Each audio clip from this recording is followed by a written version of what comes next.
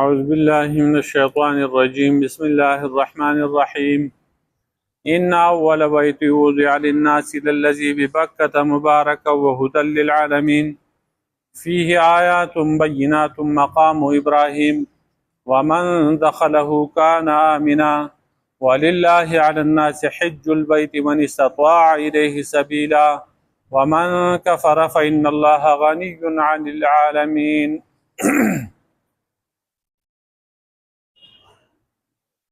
ربط د مخکې سردار دی چې مخکې د اهل کتابو څه اعتراضات ذکر شو. یو اعتراض په هغې کې په پیغمبر پاک صلی الله علیه وسلم باندې دا چې دا پیغمبر د ابراهیم علیه السلام او د یعقوب علیه السلام د اتباع دعوه کوي، حالا کې دی د هغه نه خلاف کوي. په هغوی باندې د اوښ غوښه او د اوښې پی حرامو او دی هغه خوري. دا مخالفت شو د هغو نه. نو د هغې جواب یې مخکې آیت کې وکړو، کل الطعام کان حلا لبني اسرائیل. بني اسرائیلو باندې هر قسمه خوراک حلالو. یعقوب علیه السلام په ځان باندې د پرهیز په طور د اوښ غوښه او د اوښ پی هغه بند کړي، لیکن الله پې نه حرام کړي. نو تاسو چې دا دعوه کوئ ای اهل کتاب و یهودو چې الله پاک په دوی باندې هغه پی او غوښه حرامه کړوه، نو دا خبره بې دلیله ده. تورات راوړئ به ولولو. تورات کې دا خبره یي ټیک ده، تورات کې نه بیا تاسو دروغ وایئ. دویم اعتراض د هغو دا و چې دا پیغمبر صلی الله علیه وسلم مخالفت کوي د زړو پیغمبرانو نه. د ټولو پیغمبرانو قبله هغه بیت المقدس و، نو د بیت المقدس پرېښوده او د ځان لپاره قبله کعبه وګرځوله، حالا کې بیت المقدس دا غوره دی د کعبې ده. نو د هغې جواب په دې آیت کې کوي چې ستاسو دا قول غلط دی، دا تاسو خطا خبره کوئ. بیت الله کعبه د الله په لیز باندې د ټولو نه غوره ده او دا د ټولو پیغمبرانو قبله ده او دا اولنی عبادتګاه دی چې په ځمکه کې جوړ شوی دی او د افضلیت وجوه او وجه ښودلي دي په دې آیت کې چې دا اولنی کور دی چې د خلقو لپاره جوړ شوی دی. دویم دا دی چې دا مبارک دی، برکتونو والا دی. دریم دا چې دا هدایت دی، کعبه چې کوم دی دا د هدایت سرچشمه ده. څلورمه دا چې دا په دې کې مقام ابراهیم دی. پنځمه خبر دا ده چې څوک دې ته داخل شو نو هغه په امن وي. شپږمه دا ده چې دا د ټولو خلقو د تمامې دنیا د حج ځای دی. د دنیا د مختلف اطرافو نه خلق دلته راځي، بیت المقدس ته نه ځي، دلته حج کوي. نو دا غوره ده.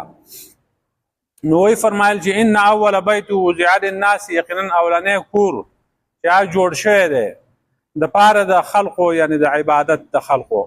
للذي خامخ هغه دی ببکته چې هغه په مکه معظمه کې دی، مبارکن په حال د کون د هغې کې برکت نه ډک دی، وهدن او هدایت دی للعالمین د پاره د خلقو. فی آیات بینات، په دې کې نښې دي ښکاره ښکاره. مقام ابراهیم چې د هغې نه یو ځای د ودرېدلو د ابراهیم علیه السلام دی. ومن دخله کان آمنا، او څوک چې داخل شو دې ته نو دی شو په امن. ولله علی الناس حج البیت، او خاص الله دپاره په خلقو باندې حج د بیت الله شریف دی. من استطاع الیه سبیلا، څوک چې طاقت لري دې کور ته د لارې چې هغه سره زاد او راحله وي، توخه ورسره او سورلی وي ورسره. ومن کفر فإن الله غنی عن العالمین، او څوک چې کفر کوي انکار کوي د حج د فرضیت نه، نو یقینا الله پاک بې پروا دی د مخلوق نه. ان اول بیت، یقینا اولنی کور چې هغه جوړ کړی شوی دی په مخ د ځمکه د خلقو د عبادت لپاره، هغه په مکه کې دی. نو په دې کې دوه احتمال دي. یو احتمال د دې دا دی چې اولنی عبادتګاه، اولنی کور چې هغه په اعتبار د عبادتګاه سره دی، نو هغه بیت الله شریف دی. اگر چې د دې نه مخکې نور کورونه وو خو د عبادت په تور چې اولنی کور جوړ شوی دی چې خلق هلته ځي او په هغې کې عبادت کوي نو دا بیت الله شریف دی. دا قول د علي رضی الله تعالی عنه دی. دویم قول چې کوم دی هغه دا دی چې اولنی کور مطلقا د پیدایش د اسمانونو او د ځمکې سره یو ځای دا بیت الله شریف دی چې دا فرشتو جوړ کړی دی. د ټولو نه اول چې کله ځمکه جوړه شوې ده پیدا شوې ده د دې سره دا بیت الله شریف جوړ شوی دی او دا بیت الله شریف چې دی نو دا ډیر ځله جوړ شوی دی. دا تقریبا 12-14 ځله چې کوم دی هغه جوړ شوی دی. د ټولو نه اول ملایکو جوړ کړل دی فرشتو د آدم علیه السلام د پیدایش نه 2000 کاله مخکې او دا د سرو یاقوتو نه دا بیت الله شریف جوړ کړو. بیا آدم علیه السلام جوړ کړو. بیا د هغې نه وروستو شیس علیه السلام د هغې نه وروستو په 4م نمبر کې ابراهیم علیه السلام بیا وروستو عمالقه دا یو قوم و زورور او بیا جرهم دا هم یو سخت قوم و هغوی جوړ کړل بیت الله شریف. بیا د هغې نه وروستو د نبي علیه السلام په نیکونو کې یو سړی دی قصی بن کلاب دغه سړي جوړ کړل دی. بیا قریشو نبی علیه السلام په هغه وخت کې د 15 کالو نبوت ورته لا نه میلاو شوی او د حجر اسود په باره کې اختلاف راغلی چې دا حجر اسود به موږ ټولو هر یو قبیلې وي چې دا به موږ وړو او په خپل ځای کې به نسب کوو نو ټولو خو نه شو وړی خو یو کاڼی و نو چا له څه طریقه نه ورتله نو نبي علیه السلام دا فیصله به درله زه وکړم وی خپل څادر یې راواغسته کاڼی پکې کېښوده وی راځئ دا پلونه یې نسئ نو ټول یې راغونډ کړه هغه حیران شو او ټولو هغه څادر ونیو هلته یې ووړ اوس یې کوز کوي په ځای باندې ولګوئ نو دا هغه دیواله کې ولګو. بیا اوس هم دیوال کې چې کوم دی حجر اسود دا نه یو ګوټ دی مشرق طرف ته په هغې کې لګېدل دی. دا بیا خلقو وړی وم بعضې کسانو چې کوم دی دا ډېر وخت نه و دا حجر اسود په خپل ځای باندې دا مات کړی وم بیا یې راوړل دی بیا نصب شوی دی. دا به وروسته یو ځای کې دې تفصیل بیا راشي انشاءالله. نو بیا قریشو جوړ کړو نو قریشو نه وروستو بیا نبی علیه السلام د ارمان کړی و چې ارمان دی چې دا بیت الله شریف د ابراهیم علیه السلام په نقشه باندې وی خو عایشې رضی الله عنها ته وویل که ستا دا قوم اوس نه مسلمان شوی نو ما به دا بیت الله شریف په هغه نقشه باندې جوړ کړی په کوم نقشه باندې چې ابراهیم علیه السلام جوړ کړی په هغې کې 2 دروازې وې. دروازې کته د ځمکې سره پیوست وې او قریشو چې کوم دی هغې کې یوه دروازه پرېښوده او هغه یې بره کړه دیزله ده هغه دروازه چې کوم دی هغه یې بره اوچته یې کړه دا د دې لپاره دا یوه دروازه د دې لپاره چې یو پیسې کمې شوې او دو دا لوز کړی چې دا په حلال مال باندې موږ جوړو حرام مال به پکې نه لګو نو هغه پیسې کمې شوې بل دا دی چې هر قسمه خلق پکې دو نه پرېښوده زموږ د مرزۍ خلک راځي نو یوه دروازه به په هغې به پرېږدو هغې ته به تاری چې زموږ د مرزۍ خلک نه هغه به موږ نه پرېږدو ورته نو یوه دروازه نبي علیه السلام وی چې ارمان دی چې دا 2 دروازې وي او دا کته ځمکې سره متصل وي. اوس هم هغه دروازه بره ده هغې ته بره ورته ایله لاس رسي او بیا چې څوک هغه دروازې ته لکه لاس رسي اکثر دغسې خلک یې چې وایي چې په دې دروازه ما لاس کېښوده یا حجر اسود مې خپل کړی ډېر راشي هغې ته رسېدل ګران دي.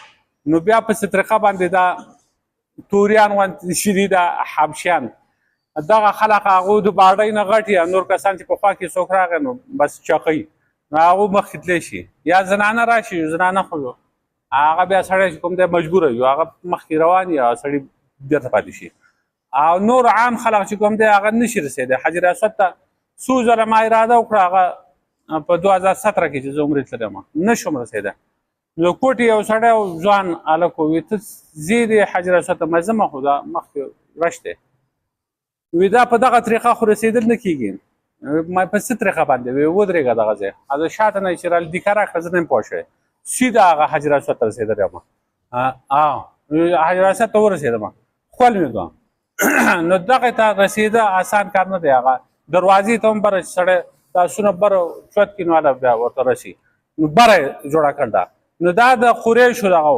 نو عبدالله بن زبیر رضی الله عنه دا حدیث اورېدلی و عائشه رضی الله عنها بیا پوره تحقیق وکړو، معلومات وکړو چې دا حدیث دی.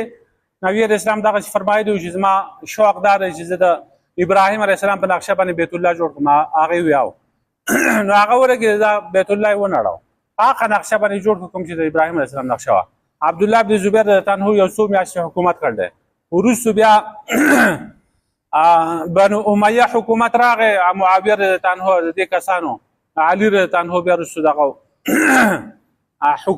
حکومت یو څو ورځې هغه ختم شو. بیا معاویه رضی الله عنه نو ده بیا بغاوت وکړو، عبدالله بن زبیر رضی الله عنه دی پکې خلیفه شو، څو میاشتې دی هم خلیفه و، خو هغو نه پرېښودو. بیا حجاج بن یوسف دی شهید کړ په مکه کې، بیا یې په چوک کې ځوړند کړی و، 3 ورځې دی ځوړند و، چا راکوزولی نه شو عبدالله بن زبیر رضی الله عنه.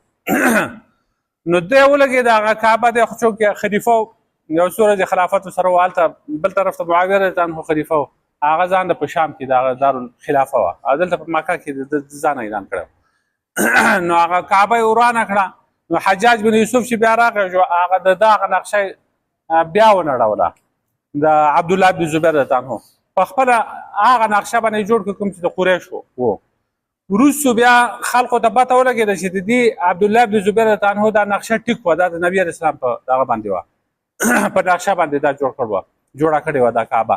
نو امام مالک صاحب ته وویل چې اوس بیا دا موږ نړوو، په هغه نقشه به جوړه کړو. هغه ویل دا د دې نه زه کیلونه نه جوړوم، دا خو به یو کیلونه شي، بیا به هر یو بادشاه راځي هغه به نړۍ، زه دا فتوا نشم ورکولی، دا بس پاتې شو دغسې به وي.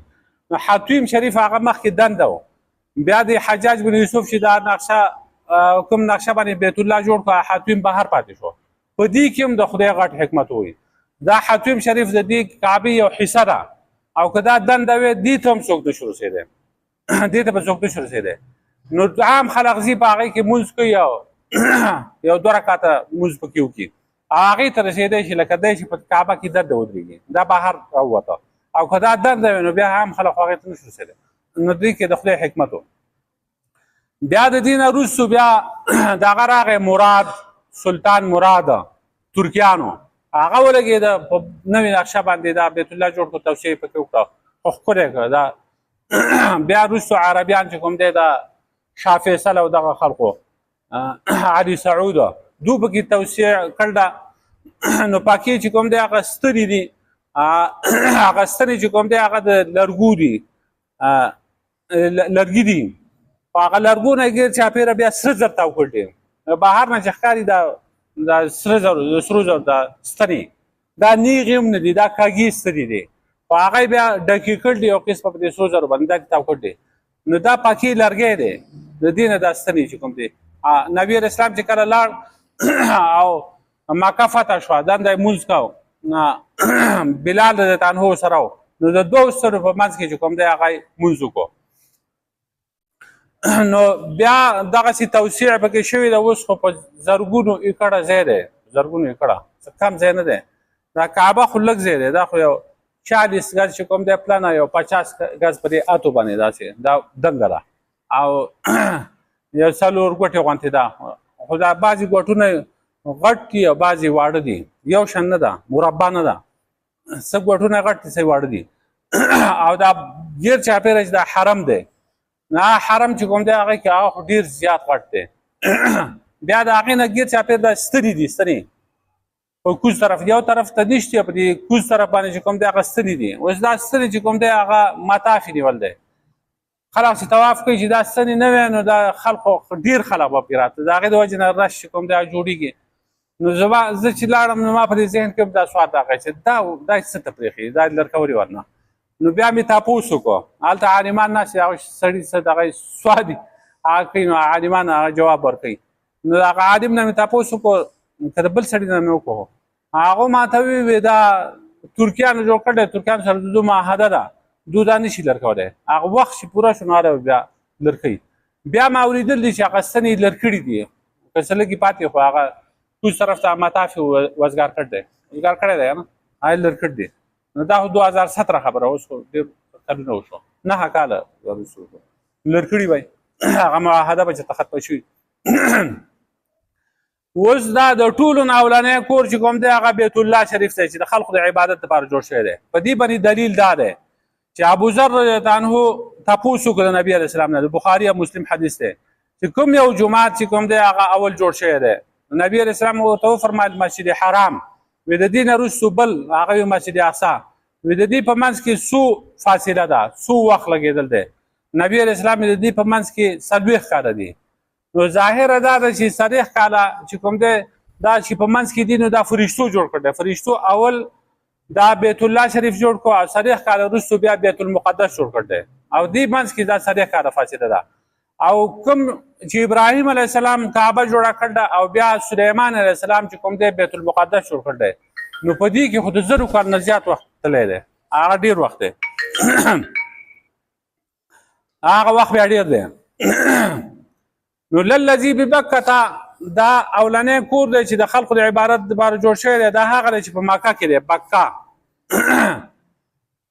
نو بکه چې کوم دی په دې کې دوه قوله دي. اول قول دا دی چې مکه او بکه دا یو شی دی. دا میم کله په با باندې بدلیږي او با کله په میم باندې بدلیږي لکه نمیت او نبیت لازم لازب راتب او راتم دا با په میم باندې بدلیږي. دویم قول دا دی چې دوی په منځ کې فرق دی. مکه دی ټول ښار ته وایي او بکه چې کوم دی بیت الله شریف ته وایي یا مکه حرم ته وایي او بکه چې دا صرف مسجد حرام ته وایي. اوس بکه ورته ودی وایي او مکه ورته ودی وایي. نو بکه د بک نه دی. بک چې کوم دی هغه رش ته وایي ازدحام. نو کعبه باندې په هر وخت کې په طواف کې رشي نو د دې وجه نه. یا بک چې کوم دی هغه دق ته وایي ماتوله. نو لانها تدق اعناق الجبابره ځکه چې دا د ظالمانو سټونه ماتوي. لکه ابرهه چې اراده وکړه د دې د نړولو الله پاک د هغه سټ مات کړ هغه تباه برباد کړ. او مکه ته مکه ولې وایي دا د مک نه دی. مک چې کوم دی هغه کموالي د اوبو ته وایي. نو په مکه کې د اوبو قلت دی. یا مکه چې کوم دی هغه استقصاء بالهلاکه یا بیخکري کول د چا څوک هلاکوله.